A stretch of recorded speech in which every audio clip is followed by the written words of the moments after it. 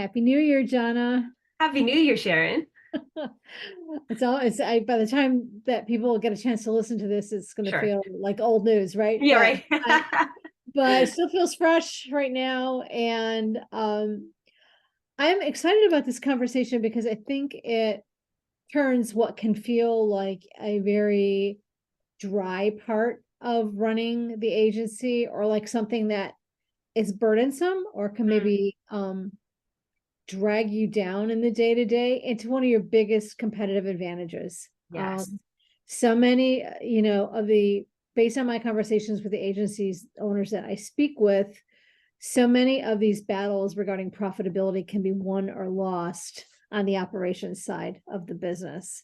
Hmm. Um, so I'm very excited to talk to you Yeah. to see what you're seeing at Spyglass as a result of helping small to mid-sized agencies on the back end of their operations become more efficient, more excellent. What are you seeing out there? What are you seeing as some of the biggest challenges out there, and how are you suggesting that agency owners look at attacking some of them?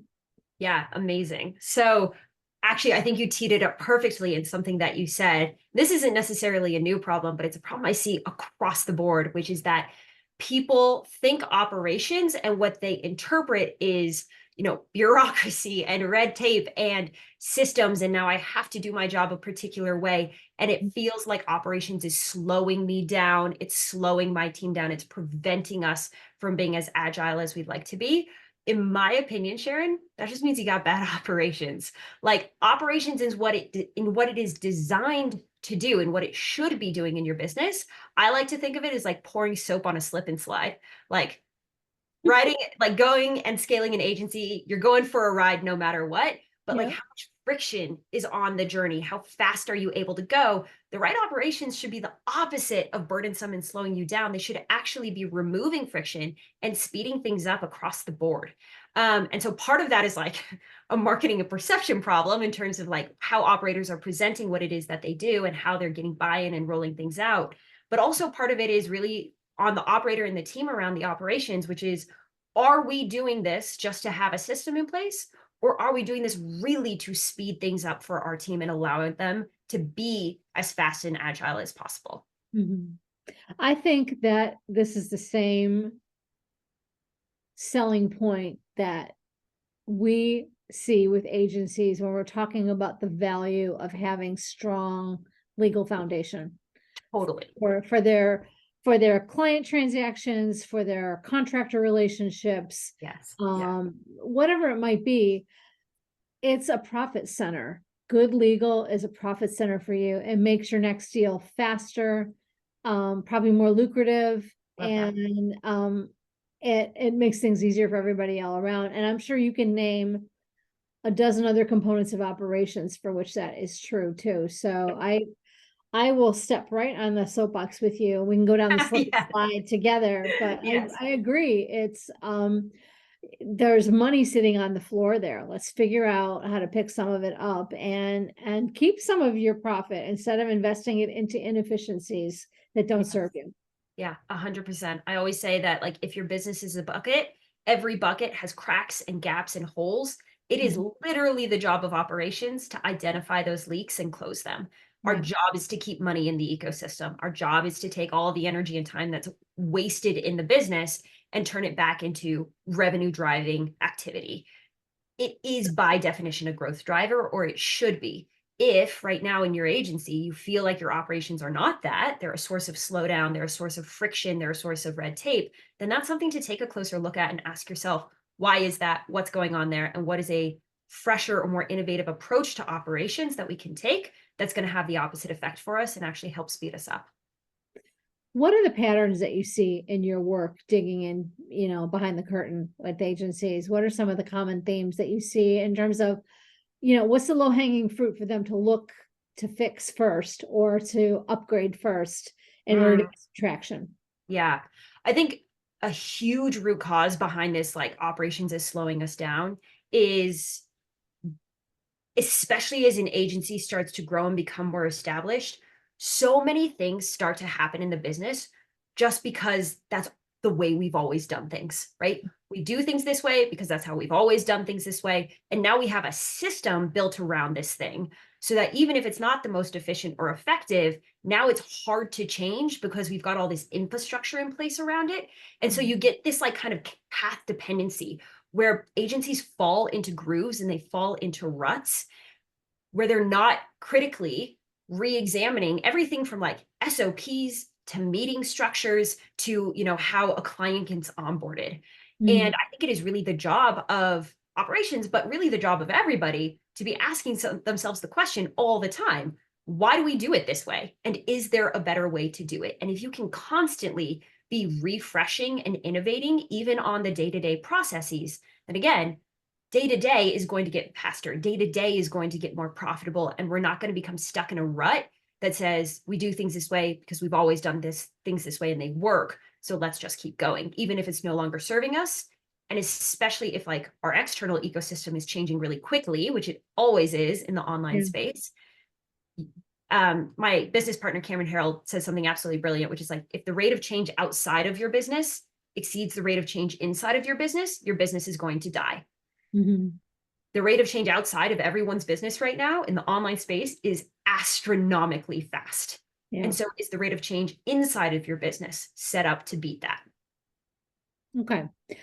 That's fair enough because you don't, there's kind of a perfect storm right now of things that are happening that affect the agency's business model.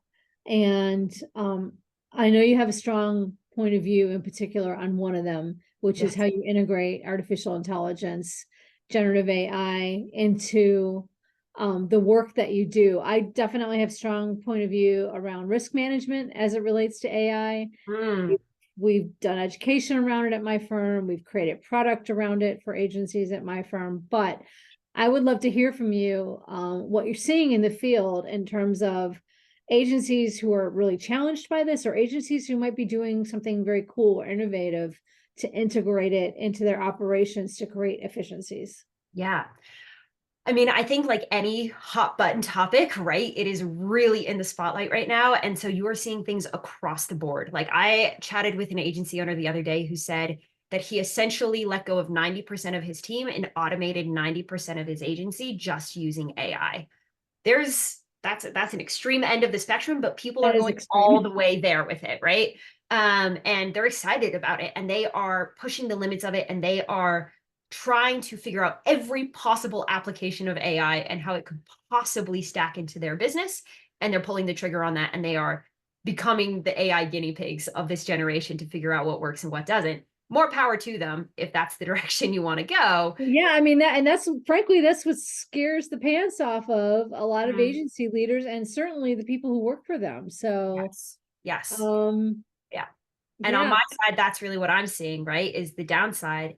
If you're responsible as a leader of your business to be creating team cohesion, to be creating team psychological safety, to be creating team culture, and everyone on your team is secretly asking themselves the question, am I about to get fired because of AI? Those two things are directly at odds with each other. And so I think it's putting a disproportionate amount of focus for the leadership on how do we keep our people feeling safe? Because nobody can do their best work if they're worried about the axe coming down.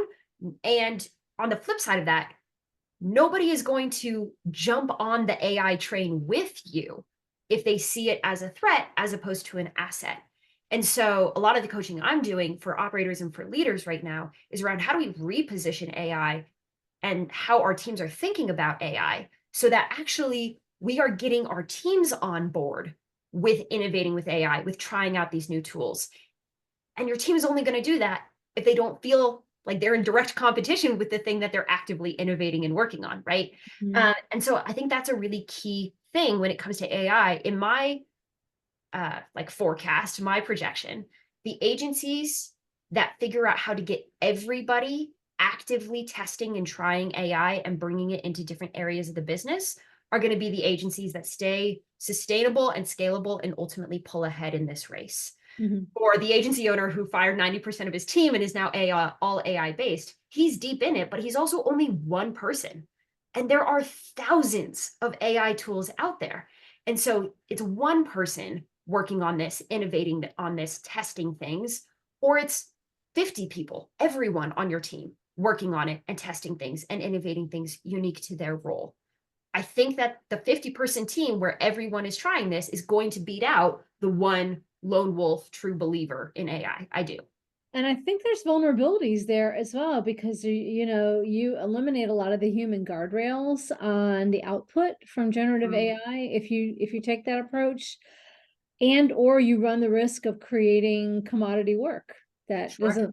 doesn't look or feel unique. Now, maybe for your business model as an agency, those are not as big a risk factor as some of the others, but that's bold, and that's exactly the kind of thing that a creative within an agency is afraid of. So what are some of the talking points that the leadership of the agency should share with their team to encourage them that this is supposed to lift all of our boats up, not create redundancies here that mean you're not going to have a spot here anymore? Fantastic question. Great question.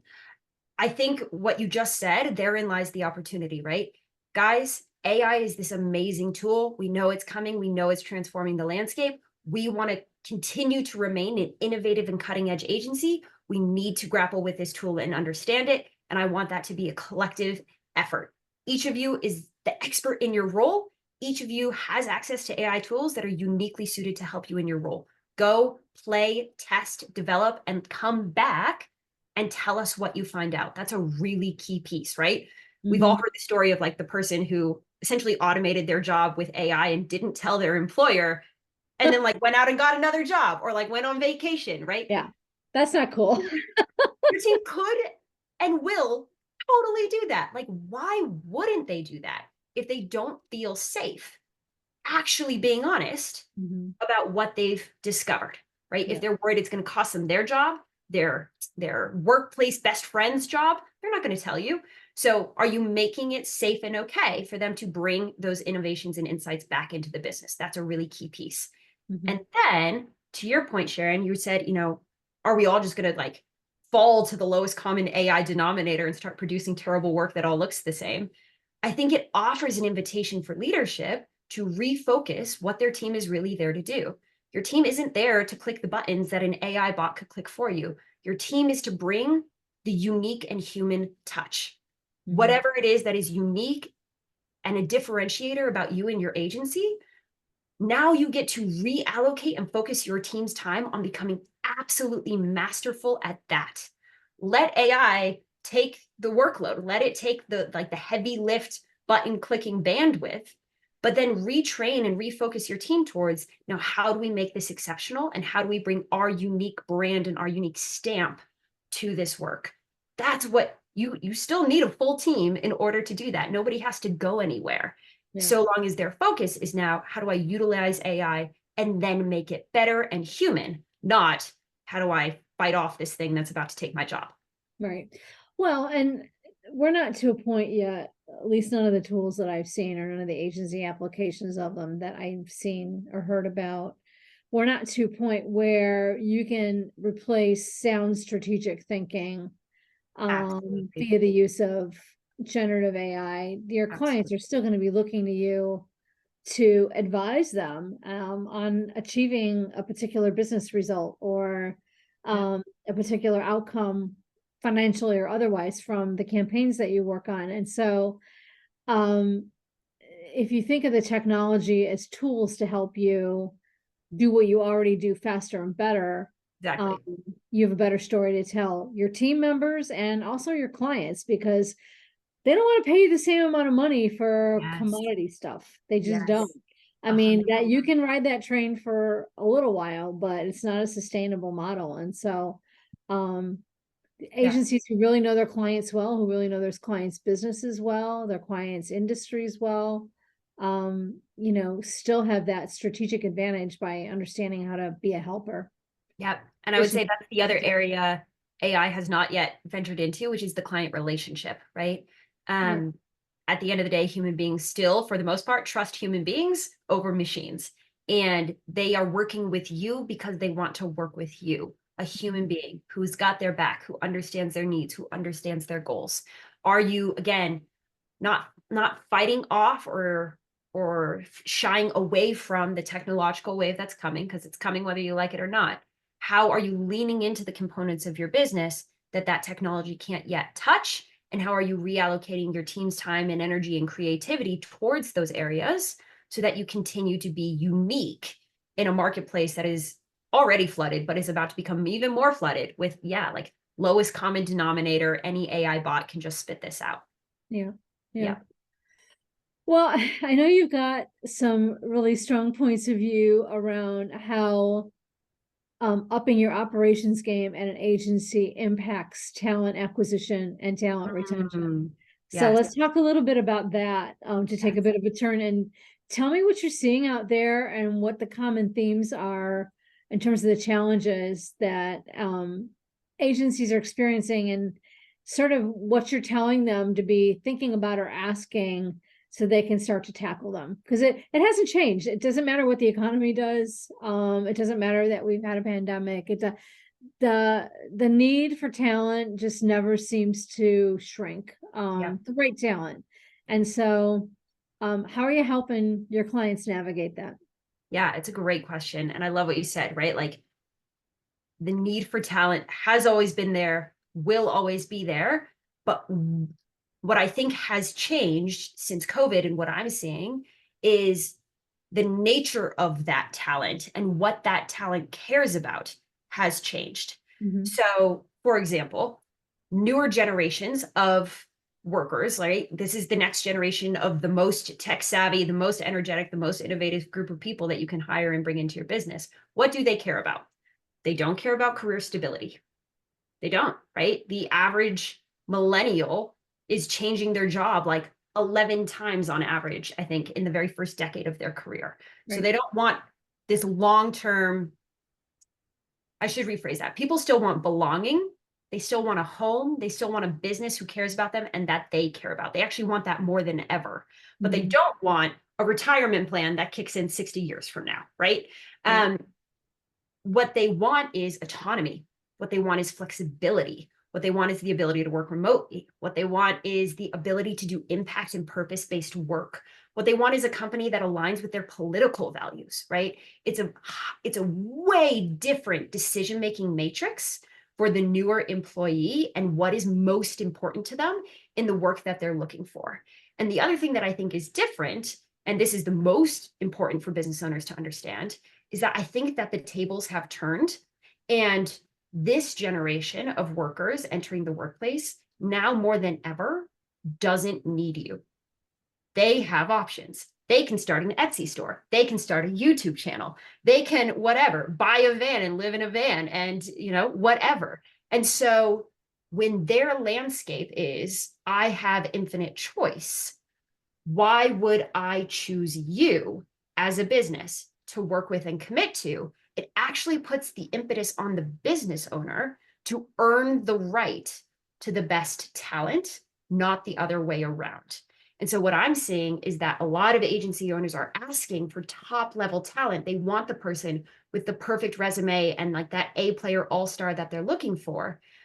But when I ask them, for their job offer, their job description, it's completely bland. There's nothing unique there. There's no differentiator there. They're not speaking to the motivators that are actually going to get that top tier person to decide to go with your agency as opposed to the agency next door.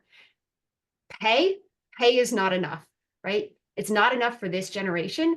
And frankly, it's never been enough. Like if you pay well, but then the next agency pays better, you've lost that person. If that's the only reason that somebody is working with you, then you're setting yourself up in a race to the top, meaning the most expensive talent possible.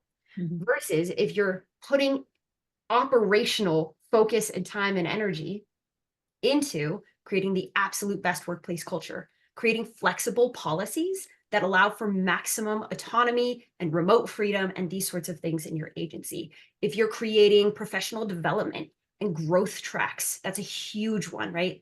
A players across the board, but this most recent generation in particular are highly growth and movement oriented.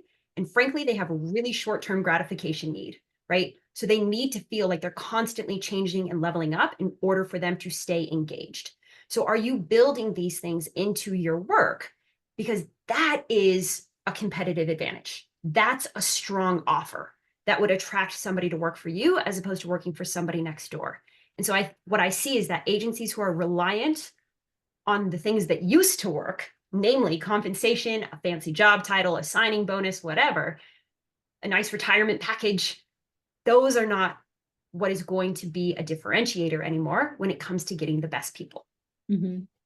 Okay, fair enough. So where are you telling most of your agency clients to start? I mean, how do they start to figure out which piece of the puzzle to move first, or which part of their operations would make the biggest impact to evolve, so that they are more attractive to attract and retain the right kind of talent for their organization? That's a fantastic question. So the There resource I would direct listeners towards, if this resonates and this is interesting to you, is the book Drive by Dan Pink. In this book, Dan Pink is talking about what intrinsic motivators, as different from extrinsic, right? Extrinsic is pay, job title, that kind of thing. Intrinsic is what makes a person want to show up and give their best.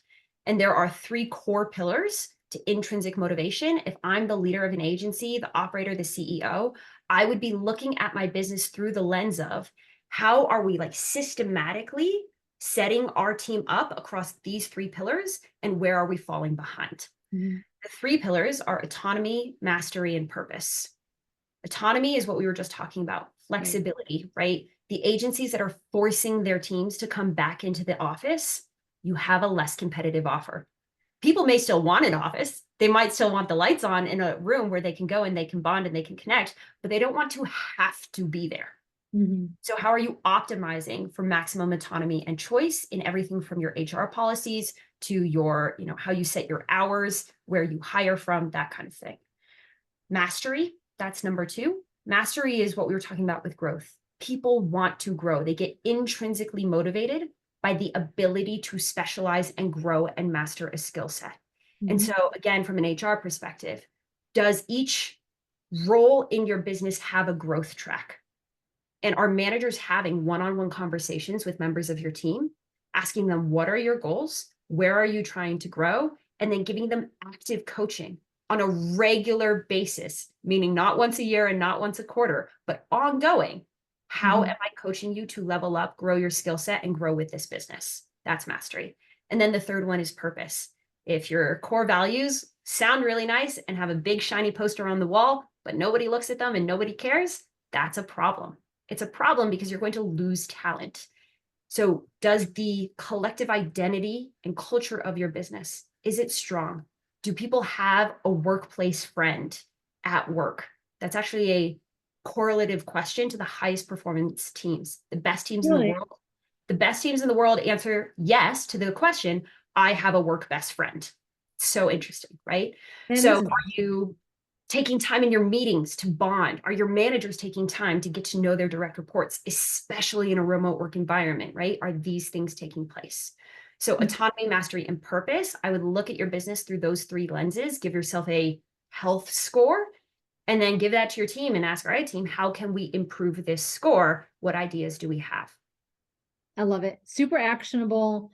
And as I said to you early, Jhana, I love ideas that are scalable no matter what size or what level of resource you're talking about working with as an agency. And that is something you can start at any point doing those things, right? All you have to do is start with the conversation and seeking the input, and that's free to do. So I love that. That's a great place to start. And I also love the conversation starter around implementation of AI as a tool and what it means for up-leveling your efficiency as an agency, and simultaneously giving some assurance to the humans on your team about their value to you and to your clients, and how these tools can help them be even more valuable, how they're not designed to show them out the door. They're designed to help them be even more awesome than they already Yes, are.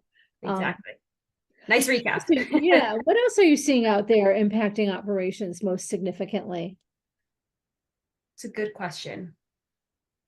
I think the changes to the workforce and the changes to the technological landscape are the two biggest things that I'm seeing. I think something I've always seen and a trap that I always see agencies fall into is that now more than ever, there are more shiny toys to play with, right? I think the last time we saw this was when TikTok really blew up. And then everybody all of a sudden was changing their core offer and pivoting towards TikTok ads and doing the whole thing, right?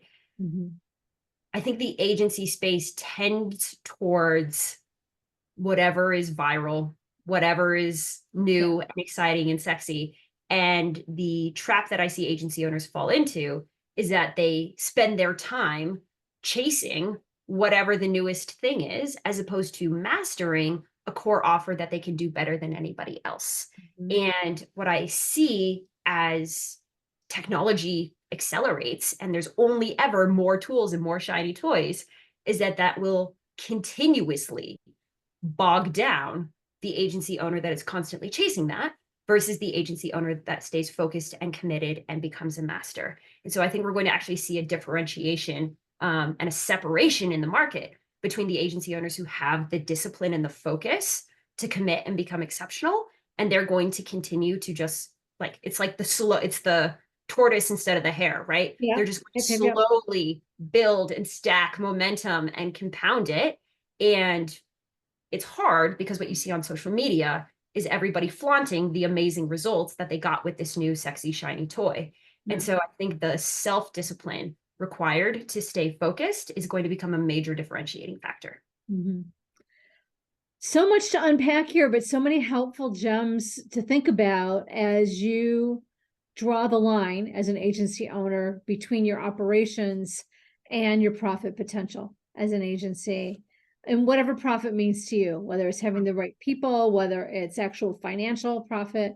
But it all starts with a strong backbone, and it's so nice to have backup, on the on the show. Tell me about it. Somebody who's always looking behind the curtain at an agency, just like we always do at my firm, so that you can understand that these things are profit centers. Yes. It's the easiest way. It's like they say the easiest way to to further your fortunes as an agency is not to go after a new piece of business, but it's to grow a piece of business that you've already got a relationship with the client around.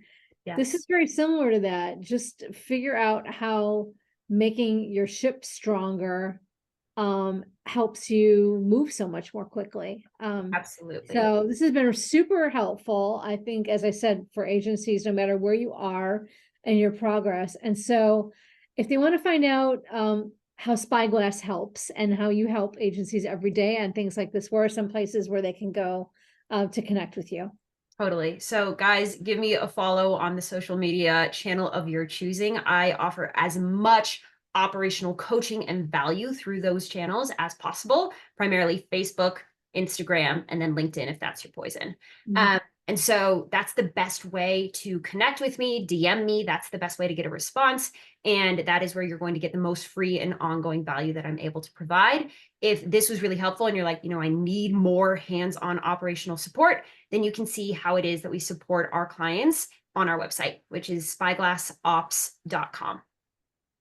Jhana Li, thank you so much for all of your gems of wisdom. This is going to be, I think, a ton of great takeaways for the agencies who are listening today. So appreciate you so much sharing your expertise with us. Thanks, Sharon. This is really fun. Yeah, you're welcome. All right, everyone. We'll see you on the next episode. Be well until then.